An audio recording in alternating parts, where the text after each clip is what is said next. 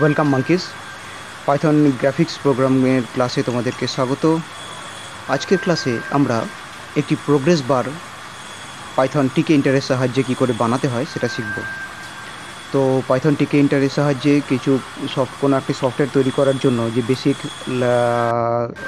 কমান্ডগুলোকে লিখতে হয় বা ফাংশানগুলোকে কল করতে হয় সেগুলোকে দেখার উপরে কল করে নিয়েছি, এবং তার সঙ্গে সঙ্গে একটি বেসিক উইন্ডো ক্রিয়েট করা আছে 500x300। এগুলো সম্বন্ধে আগে আলোচনা হয়ে গেছে। তার সঙ্গে সঙ্গে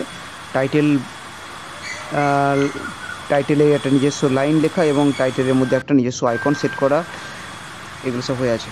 আচ্ছা, প্রোগ্রেস বার তোমরা দেখেছো। কেউ যদি না বুঝতে পারো তার জন্য আমি ইন্টারনেট থেকে সার্চ করে একবার দেখিয়ে দিচ্ছি।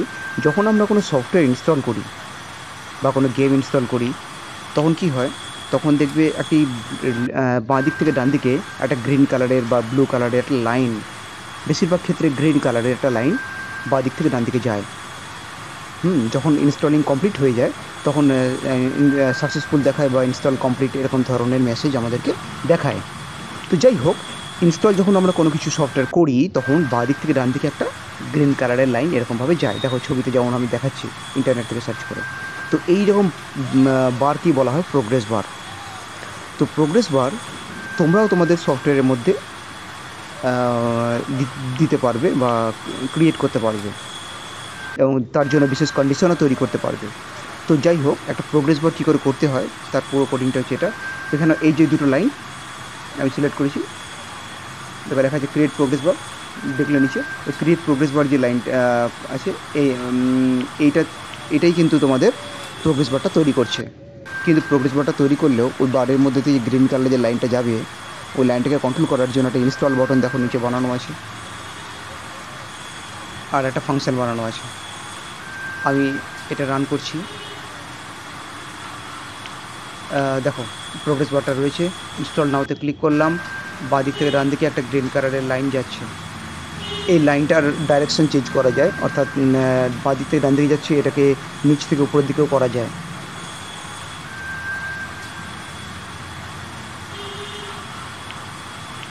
তো দেখো এখানে ওরিয়েন্ট বলে একটা অপশান রয়েছে। আমি প্রোগ্রেস আন্ডারস্কোর বার নামে একটি ভেরিয়েবল বানিয়েছি, তা equal to the TTK dot progress bar ফাংশানকে কল করেছি, এবং এই যেই জায়গাটা আমার কার্সারটা এই মুহূর্তে রয়েছে এখানটা দেখো ওরিয়েন্টের জায়গাটায় আমি করে দিলাম ভার্টিক্যাল। আর এই দেখো ইনস্টল, হ্যাঁ এরকম ধরনের প্রোগ্রেস বার হয়তো কোথাও তোমরা দেখোনি বা দেখেছো কিনা আমি জানি না, তো আমি তো দেখিনি। তো যাই হোক, নিজেদের সফটওয়্যারটাকে একটু স্টাইলিশ রূপ দেওয়ার জন্য এরকম ধরনের প্রোগ্রেস বারও তৈরি করা যায়। তো এই যে ওরিয়েন্ট, হ্যাঁ আচ্ছা, এই জায়গাটা দেখো কী লেখা আছে। এখানটা লেন্থ 300 দেওয়া আছে, লেন্থটা একটু ছোটো বড়ো করা যায়। আর মোডটা দেওয়া আছে, মোডটাকে যদি আমি ইনডিফাইন করে দিই তাহলে দেখবে কী হবে। দেখো মোডটা ছিল ডিফাইন্ড আগে থেকে, আমি ফার্স্টটাতে ইন অ্যাড করে নিলাম।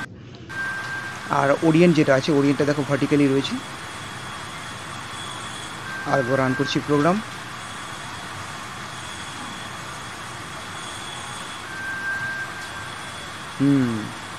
কী হলো, গ্রিন কালারের লাইন মুভ হচ্ছে কিন্তু কাটাভাবে dot dot dot dot dot dot ভাবে।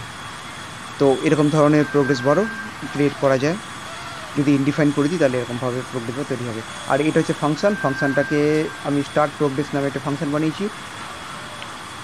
এই একটা বাটন বানিয়েছি, বাটনটা এই ফাংশানটাকে কল করবে। দেখো নিচে একটা বাটন বানানো আছে, বাটনটা ফাংশানটাকে কল করছে। দেখো ফাংশানের মধ্যে কি আমি একটা ভ্যালুকে চেঞ্জ করলাম, এই মাত্র ভ্যালুটা চেঞ্জ হওয়ার দরুন কী হলো, প্রোগ্রেস বারটা একটু স্লো সরছে। কেন স্লো সরছে? কারণ ওটাকে আমি 50 করে দিয়েছি বলে।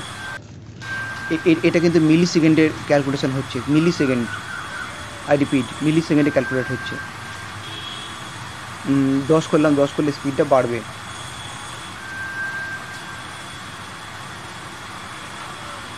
তো start progress bar with the update individual. আচ্ছা, তো ক্রিয়েট প্রোগ্রেস বার, এই যে লাইনটা লেখা আছে এটার সাহায্যে প্রোগ্রেস বার তৈরি করা হয়। ক্রিয়েট বাটন, এটার সাহায্যে আমরা বাটনটা বানালাম। আর বাটনটা দেখো, বাটনের মধ্যে আমি command equal to start progress বার লেখা হয়েছে। লাইন নাম্বার 21 হচ্ছে বাটন তৈরি করেছি আমি লাইন নাম্বার 18। লাইন নাম্বার 18-তে তোমাদের প্রোগ্রেস বারটা তৈরি করা হয়েছে, এবং প্রোগ্রেস বারকে এবং বাটনটাকে প্যাক করার জন্য নিচে আলাদা করে দেখো প্যাক মেরেছি আমি 24 নম্বর এবং 25 নম্বর লাইন।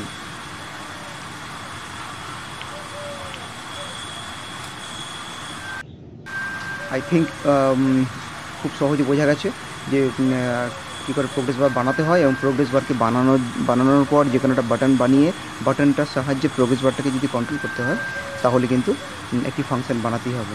আর ফাংশনটার নাম আমি দিয়েছি স্টার্ট প্রোগ্রেস। আর ফাংশনটার মধ্যে কিছুই নাই, একটা সিম্পল প্রোগ্রেস বার ডট স্টার্ট করা আছে, মানে প্রোগ্রেস বার ডট স্টার্ট করা আছে। তাতে কী হচ্ছে, প্রোগ্রেস বারটা অটোমেটিক্যালি স্টার্ট হবে, বাটনটা যখন প্রেস হবে তখন প্রোগ্রেস বারটা স্টার্ট হবে। এখন কি করছি, তখন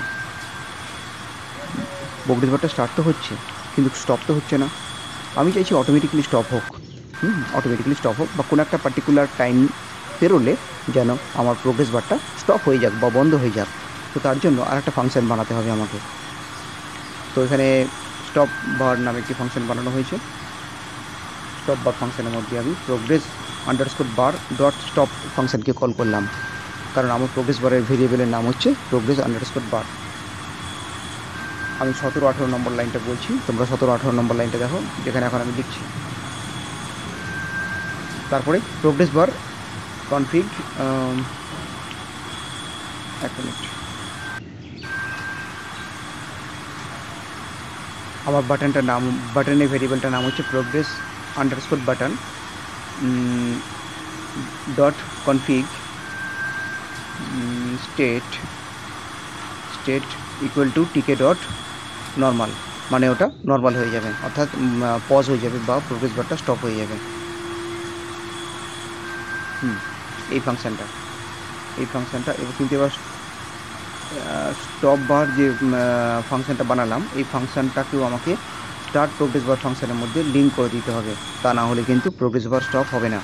তো ফার্স্টে যে ফাংশনটা বানিয়েছিলাম স্টার্ট প্রোগ্রেস, ওই ফাংশনটার মধ্যে আবার রুটের সাহায্যে রুট ডট আফটার লিখে, রুট ডট আফটার, এখানে আফটার ডট লাগিয়ে আফটারকে কল করছি আমার রুট, ডট লাগিয়ে আফটারকে কল করছি আমার রুট। তার মধ্যে আমি লিখে দিলাম 5000 কমা দিয়ে স্টপ বার। এখানে 5000 কেন লেখা হলো? 5000 অ্যাকচুয়ালি এটা 5000 মানে হচ্ছে 5 মিলিসেকেন্ড, সরি 5000 মিলিসেকেন্ড, এটা 5000 মিলিসেকেন্ড অর্থাৎ 5 সেকেন্ড, ঠিক আছে, মনে রাখবে। এটা মিলিসেকেন্ডে ক্যালকুলেট হয়, কিন্তু প্রোগ্রেস বার বা দিক থেকে ডান দিকে যাবে কতক্ষণ স্টে করবে এটা মিলিসেকেন্ডে ক্যালকুলেট হয়। এখানে 5000 লেখা হয়েছে, তার মানে 5 সেকেন্ড প্রোগ্রেস বারটা থাকবে, তারপরে স্টপ হবে। যদি বুঝতে না পারো প্রথম থেকে ভিডিওটা আরেকবার দেখবে, নিজেরা হুবাহু ভিডিওটা পজ করে নিজের কম্পিউটারে করার চেষ্টা করবে, বারবার করবে, তারপর না দেখে করার চেষ্টা করবে, তাহলে তোমরা পুরো ভিডিওটা বুঝতে পারবে এবং কোডিংটা তোমাদের মুখস্থ হয়ে যাবে। এবং তারপরে এটাকে ব্যবহার করে নিজেদের মতন করে নিজেদের অন্য কিছু প্রোগ্রামও তোমরা বানাতে পারবে বা ক্রিয়েট করতে পারবে। সবসময় হুবাহু আমার মতন করতে হবে বা এটাই বানাতে হবে, এটাই একমাত্র এইভাবেই করা যায় তা নয়, আর অনেক রকম অনেক কিছু করা যেতে পারে। তোমাদের সেটা ভেবে নিজের মতন করে বানানো যেতে পারে বা তোমাদের বানাতেও হবে। যারা পুরো ভিডিওটা দেখেছো তাদেরকে অসংখ্য ধন্যবাদ।